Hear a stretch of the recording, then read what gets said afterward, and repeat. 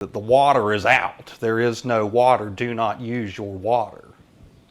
I was live on the air when the governor's first tweet went out basically announcing that this had happened. When we don't have water, it creates a serious situation. The atmosphere in Charleston, as far as people who did not have direct access to well water or other immediately available supplies, but was mixed. I've never, ever seen the community of West Virginia come together in a way that people did during the water crisis. Water is a prevalent feature in the state of West Virginia, and certainly some of its most remarkable places are its rivers.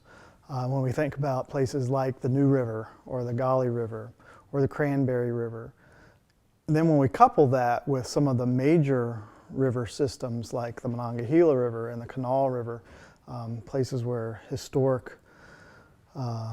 conduits of coal and steel and major economic drivers in terms of industry development along the canal.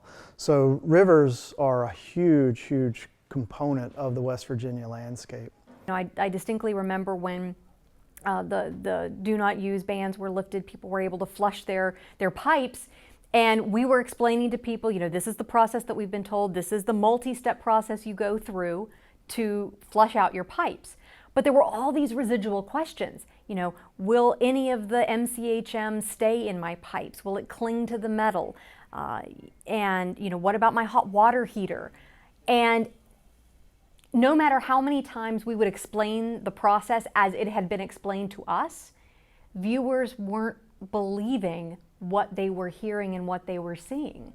Because there had been that confusion in the beginning, and because there had been some mixed messaging early on and then throughout the rest of the process.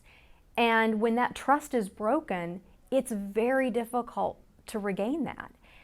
And that was the biggest problem I think we faced, not only during the crisis, but months and months and months after.